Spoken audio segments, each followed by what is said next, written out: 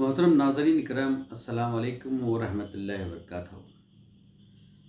नाज़रीन इकराम, इस्लाम में इक़्तिसादी हालात या इकनॉमिकल कंडीशंस को सही करने के लिए अ, 3 तरीक़े कार हैं।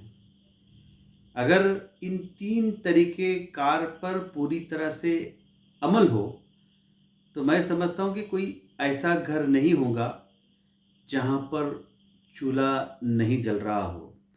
कोई ऐसा घर हमें नहीं मिलेगा जहाँ पर वहाँ के रहने वाले बच्चे एजुकेशन से महरूम हो।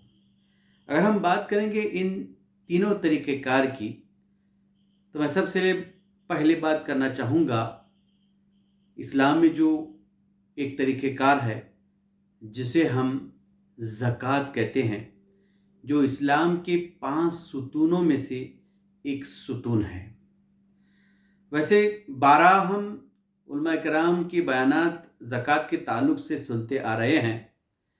ज़कात कितनी देनी चाहिए, ज़कात किन पर फ़र्ज़ है और प्रायोरिटी के सबसे पहले कौन ज़कात का हकदार है, ये सब हम बारहा बयानात में सुनते आ रहे हैं। वो बात अलग है कि जिस तरह से बताया गया है इस्लाम में कि कहाँ पर ज़कात इस्तेमाल होना चाहिए, क्या प्रायोरिटी होना चाहिए, उस तरह से अमल नहीं हो रहा है। जितनी ज़कात आ रही है, मिसाल के तौर पर हिंदुस्तान की अगर हम बात करेंगे, एक एनालिसिस के हिसाब से 25,000 करोड़ की ज़कात सालाना आती है। अब ये ज़कात कहाँ इस्तेमाल हो रही है, ये एक अलहदा क्वेश्चन है। खैर, अगर ज़कात का इस्तेमाल सही हो जाए तो बहुत हद तक मुसलमान इकोनॉमिकल परेशानियों से दूर रह सकता है। दूसरा, इस्लाम में जो औक़ाफ़ की प्रॉपर्टी का निज़ाम है, वो अगर बेहतर तरीके से उसका इस्तेमाल हो, तो मैं समझता हूँ कि अगर हम बात सिर्फ हिंदुस्तान की करेंगे, अगर हिंदुस्तान में आने वाली जो वक़्फ़ की आमदनी है, उसका अगर सही इस्तेमाल हो जाए, तो मैं समझता हूँ कि हम हिंदुस्तान की हुकूमत के बजट में फ़ंडिंग तक कर सकते हैं। आज एक हिसाब से तकरीबन 8,000 करोड़ का हिंदुस्तान में वक़्फ़ की प्रॉपर्टीज़ से कलेक्शन हो रहा है, जो कि होना जो चाहिए उसका 1% हो रहा है। होना तो 8 लाख करोड़ इनकम चाहिए था, लेकिन अफ़सोस वक़्फ़ में धांधलियों की वजह से ये इनकम पूरी तरह से मुसलमानों के इस्तेमाल में नहीं आ रही है। तीसरे, अगर हम अमल की बात करें इस्लाम में, जिसके ज़रिए इकोनॉमिकल हालात मुसलमान की कई हद तक सुधर सकते हैं, नॉट ओनली मुसलमान बल्कि जितने भी इलाके में रहने वाले गुरबा हैं, किसी भी समाज के हों, किसी भी मज़हब के हों, उनकी परेशानियों का हल ढूंढा जा सकता है। इस्लाम में मैं जब बात करूं, तो तीसरा जो हुक्म है, जो तीसरा अमल है, वो है हदिया। जैसे ही हदिये की बात हमारे जहन में आती है, तो ये बात सामने आती है कि जो कुरान ख़ानी के बाद में या फातिहा ख़ानी के बाद में जो हुफ़ाज़ इकराम को या उलमा को जो रक़म दी जाती है, उसको हम हदिया नॉर्मली समझते हैं। हालांकि हदिया बेहतरीन चीज़ है। हदिया का लेन देन हुज़ूर सल्लल्लाहु अलैहि वसल्लम के ज़माने में भी हुआ करता था। हुज़ूर सल्लल्लाहु अलैहि वसल्लम को कई सहाबा कराम हदिया दिया करते थे और हुज़ूर सल्लल्लाहु अलैहि वसल्लम कई लोगों को हदिया भी दिया करते थे। जब कभी अल्लाह के नबी के पास हदिया आता, तो फ़ौरी उस हदिये की रक़म की तक़सीम होती, गरीबों और ज़रूरतमंदों में जो है इस हदिये का इस्तेमाल होता। लेकिन अफ़सोस आज के वक्त में हदिये का बिल्कुल इस्तेमाल होना ही बंद हुआ है।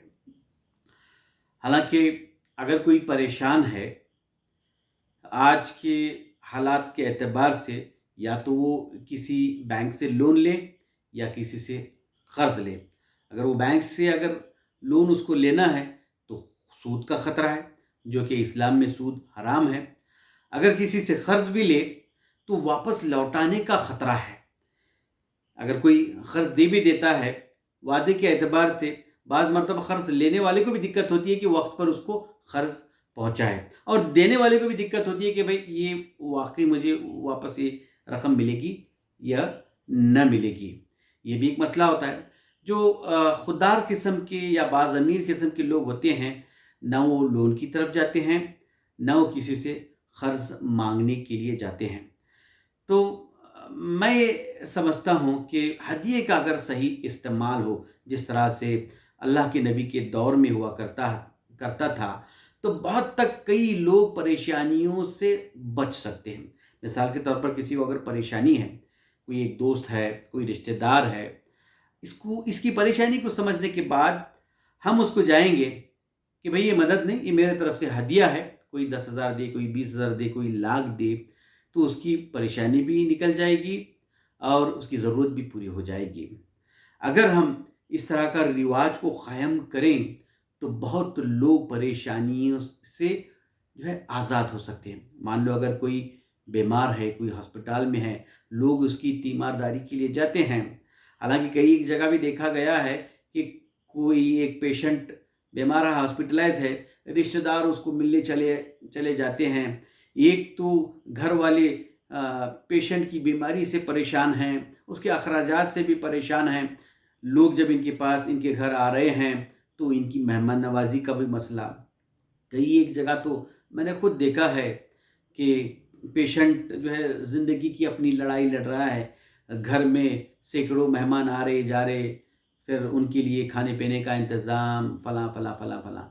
میں سمجھتا ہوں کہ اگر کسی کے گھر میں کوئی بیمار ہے، ہم خود سمجھیں کہ بھئی اس کی ضرورت کیا ہو سکتی ہے، تو ہم خود ادھار تو وہ لے گا بھی نہیں، ہم اگر دینا چاہ رہے ہیں تو ہم کوشش یہ کریں کہ بھئی اس کو ہدیہ دیں، محسوس کریں۔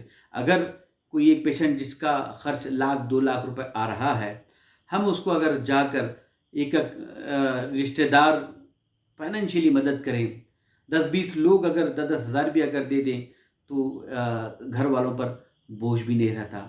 بعض مرتبہ کسی کے گھر میں شادی رہتی ہے، ماں باپ کے پاس خرچ کے لیے پیسہ نہیں رہتا ہے، تو اس وقت میں رشتہ دار کریں کہ اپنے طرف سے 10,000 5,000 جو بھی رقم ہم برداشت کر سکتے ہیں، آرام سے دے سکتے ہیں، جائیں ان کے پاس دیں۔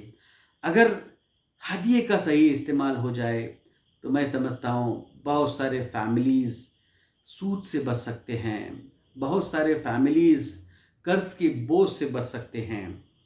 اسلام ایک بہترین مذہب ہے، ہر مسئلے کا حل اسلام نے دے رکھا ہے۔ اگر زکوٰۃ کا استعمال صحیح ہو جائے، اگر اوقاف کی پراپرٹی کا استعمال صحیح ہو جائے، اگر ہدیے کا چلن سماج میں، معاشرے میں عام ہو جائے، تو میں سمجھتا ہوں کہ کوئی ایسا گھر نہیں ہوگا جو مصیبت اور پریشان ہو۔ ایسا گھر کوئی نہیں ہوگا جہاں پر چولہے جلنے کی پریشانی سے وہ پریشان ہے۔ ایسا کوئی گھر نہیں ہوگا جن کے گھر میں بچے ٹیلنٹڈ ہیں، آگے پڑھ سکتے ہیں، لیکن ان کے پاس خرچ کرنے کے لیے اخراجات نہیں ہیں۔ اگر ہم ہدیے کے چلن کو عام کریں گے، زکوٰۃ کا صحیح استعمال ہوگا، وقف کی پراپرٹیز کا صحیح استعمال ہوگا، تو میں سمجھتا ہوں نہ کوئی فائنینشلی پریشان ہوگا، نہ کوئی ایجوکیشن کے اعتبار سے پریشان ہوگا، نہ کوئی علاج کے لیے پریشان ہوگا۔